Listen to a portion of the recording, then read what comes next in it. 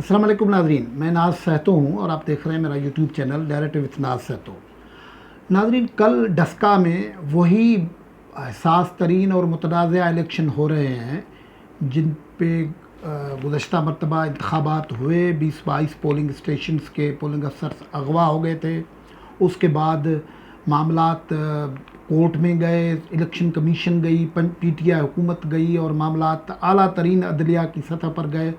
और पूरी कोशिश रही पीटीआई गवर्नमेंट की कि और पीटीआई की कि पूरी कंस्टिट्यूंसी में NA-75 की जो कंस्टिट्यूंसी है उस पर इलेक्शन, इसके साथ एक प्रोविंशियल सीट भी है, तो वो इलेक्शन पूरी कंस्टिट्यूंसी में ना हो। लेकिन बहरहाल अदलिया अदालती सतह पे फैसला ये हुआ कि ये कंस्टिट्यूंसी में दोबारा पूरा पोल होगा। और उसके के बाद जो SOPs बने, जो डायरेक्टिव्स बनी, उसके तरीके से पीटीआई के लोगों के लिए भी और मुस्लिम लीग नवाज जो इलेक्शन लड़ी है उसके लिए भी बहुत इंस्ट्रक्शंस आई कि उनकी जो इलेक्शन कैंपेन होगी उसमें टॉप लीडरशिप उमूमन उनको मना किया गया कि वो न जाएं, वो नहीं गए हैं।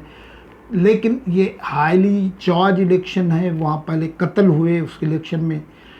लेकिन उन इलेक्शन में अब जब चंद घंटे ही रह गए हैं तो सूरत हाल ये है कि वहाँ एक डिप्टी कमिश्नर को रखा गया है, एक DPO को, डिस्ट्रिक्ट पुलिस अफसर को रखा गया है। DPO जिसको कहते हैं, डिप्टी कमिश्नर नहीं, डिस्ट्रिक्ट पुलिस अफसर, उसको रखा गया है। वो वही शख्स है जिसको 2 मरतबा पहले, एक मरतबा इसी डिस्ट्रिक्ट सियालकोट से और एक मरतबा डिस्ट्रिक्ट कसूर से उसकी नाअहली की वजह से हटाया गया था। और वो नाअहली संगीन नौयत की नाअहलियाँ थी, वो क्या थी वो भी हम आपको बताएंगे। और फिर ये अभी बताएंगे कि ये इस अफसर को रखने से इस इलेक्शन का सबसे बड़ा मसला, जो अमन अमान का मसला है, वो कैसे हल हो सकता है। सियासी तौर पर आपको पता है कि उसके मामलात जो है वहाँ नौशीन साहबा हैं जो मुस्लिम लीग नून की कैंडिडेट हैं, और असजद मल्ही साहब हैं जो पीटीआई के कैंडिडेट हैं। और ये जो इंतखाबात हुए थे उनमें प्रिजाइडिंग अफसर धुंध और ये सारी मामलात बने थे। तो उसके बाद ये इलेक्शन हो रहे हैं। तो जो आज हम गुफ्तगू करेंगे वो इस DPO के हवाले से करेंगे कि ये उनकी मौजूदगी में क्या क्या हो सकता है, तो यहाँ क्या हो सकता है, नहीं हो सकता है। गो के इस हवाले से जो एक IG पंजाब ने एक मीटिंग की सदारत की है और उनमें उन्होंने कहा है कि रेंजर्स भी मौजूद होंगे और दूसरे फोर्सेस भी मौजूद होंगे। किसी को कोशिश करेंगे, किसी को ज़रूरत नहीं होगी कि कोई गड़बड़ करे। लेकिन बहरहाल सवालात तो उठना शुरू हो गए हैं कि ये SSP कहाँ से लाया और क्यों लाए हैं। गुफ्तगू इस हवाले से करेंगे, लेकिन गुफ्तगू को आगे बढ़ाएं तो उससे पहले आपने अगर ये YouTube चैनल सब्सक्राइब नहीं किया है तो इसको सब्सक्राइब कर लें। व्लॉग आप देख लें, आपको पसंद आते हैं तो लाइक करें, कमेंट करें, शेयर करें। तो नाज़रीन, ये जो डस्का का NA-75 का इलेक्शन है ये एक हसास इलेक्शन बन गया है। और इस हसास इलेक्शन ने पूरे पाकिस्तान में भी ध्यान अपनी तरफ मबजूल किया हुआ है।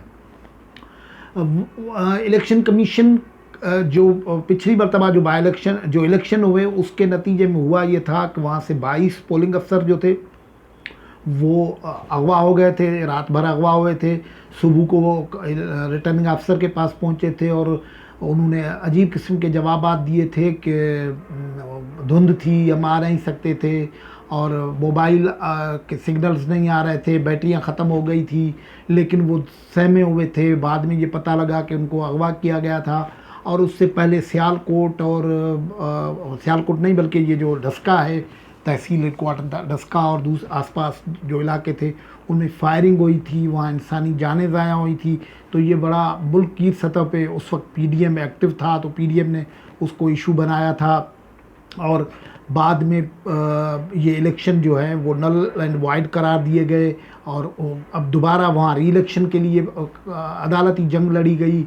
पीटीआई चाह रही थी कि पूरी कॉन्स्टिट्यूंसी में इलेक्शन ना हो, सिर्फ वो 20-22 पोलिंग स्टेशंस जो हैं वहाँ पोलिंग दोबारा हो। लेकिन इलेक्शन कमीशन डट के खड़ा हो गया, हुकूमत के सामने खड़ा हो गया कि नहीं, ये तो इलेक्शन के फेयरनेस के तकाज़ों के ख़िलाफ़ है। उस पे इलेक्शन कमीशन के ख़िलाफ़ पीटीआई की सरकार गई, पीटीआई पार्टी गई। बहरहाल अब वो इलेक्शन कल 10 अप्रैल को होने जा रहे हैं। अब वो इलेक्शन तो होने जा रहे हैं, लेकिन सुप्रीम कोर्ट की 3 मेंबर्स बेंच ने हुक्म दिया था कि एडमिनिस्ट्रेशन बदली की जाए पूरी, क्योंकि उससे पहले जो एडमिनिस्ट्रेशन मौजूद थी उसका जो किरदार था वो या तो पार्टीजन था या तो नाअहली वाला था। अब वो 1 हफ्ता उस मामले को गुजर चुका था। बिलाखिर कुछ अफसर रखे गए और कुछ जो गुज़श्ता चंद घंटे हैं उसमें रखे गए हैं।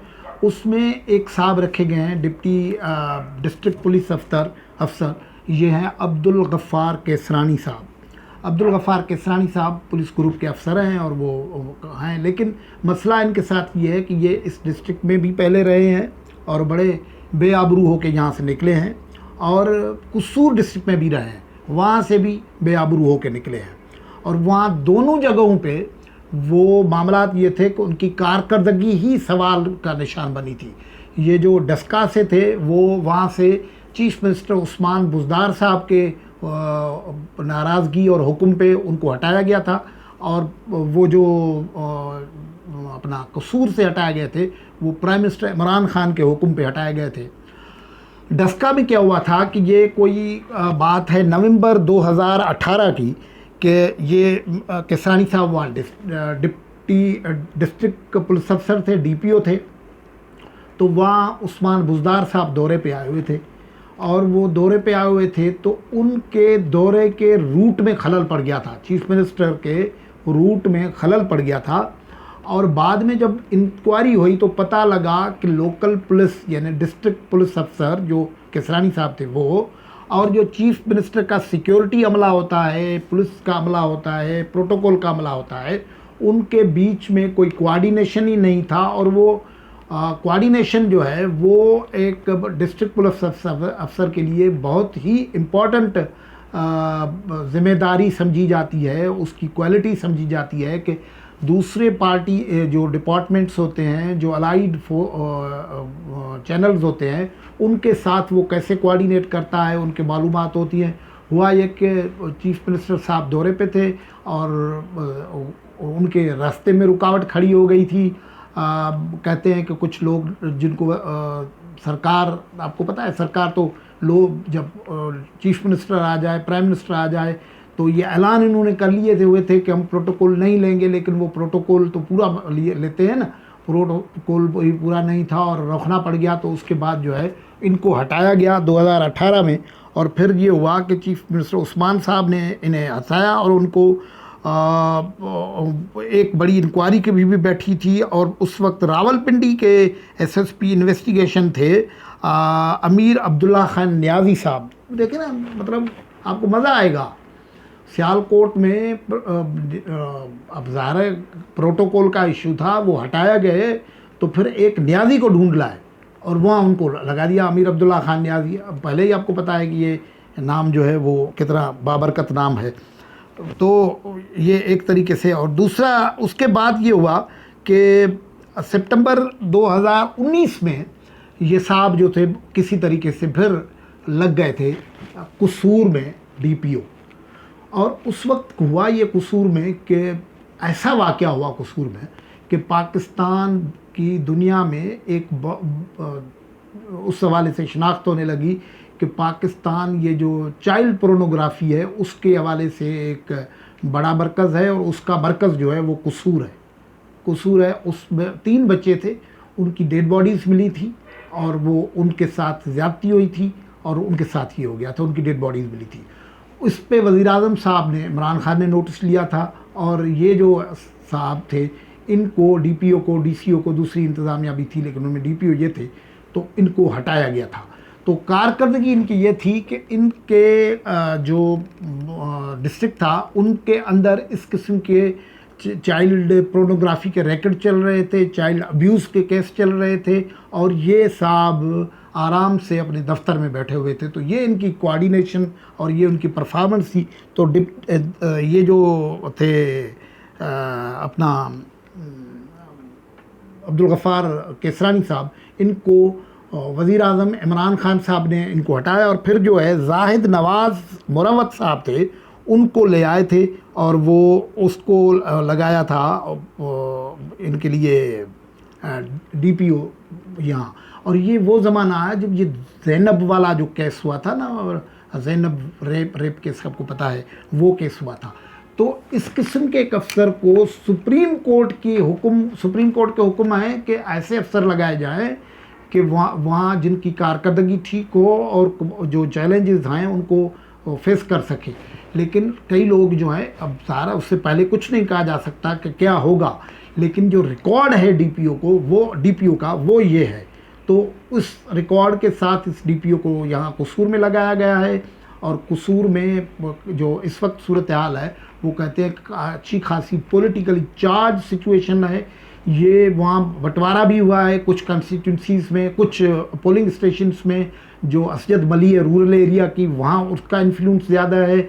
जो शहरी इलाका है वहाँ नवाज लीग का इन्फ्लुएंस ज़्यादा है। और इन दोनों के पास बाचूमैन भी मौजूद हैं। इनका पहले भी रिकॉर्ड देखा आपने चुका है। ये पहले वहाँ जो फायरिंग और उनके वाक़यात हुए हैं, लोग मर चुके हैं, इनके दूसरों इल्ज़ामात भी लग चुके हैं। अब ज़ाहिर है हम सब चाहेंगे कि ये इंतखाबात पुरअमन नमूने हो, और जो इंतखाबात होते हैं, एक जीतेगा एक हारेगा, अब मामला आगे चलना चाहिए। लेकिन ये मामला उस वजह से ज़्यादा एहसास बन जाता है कि वहाँ जो DPO रखा है इन्होंने, वो उसका रिकॉर्ड अच्छा नहीं है। सिंपल बातों में ये है। लेकिन वो IG साहब ने एक मीटिंग की है कि हमने रेंजर्स भी रखी है, लेडी पुलिस कांस्टेबल्स भी रखी हैं, और इंटेलिजेंस नेटवर्क भी रखा है। ये सारी चीज़ें ब्रीफिंग्स में देखते हैं कि ये जो डस्का का इलेक्शन होगा वो कितना पुरअमन होगा और कितना फेयर हो पाएगा। ये बात ध्यान में रखें कि चार्ज हैं उनके, हर एक ने इस सीट को जीतना अपने लिए पॉइंट ऑफ प्रेस्टीज बना के रखा है। ऐसे माहौल में इस किस्म की एडमिनिस्ट्रेशन रखना कोई वाइज डिसीजन तो लगता नहीं है। लेकिन देखते हैं क्या होता है। गुफ्तगू से इजाज़त, अल्लाह हाफ़िज़।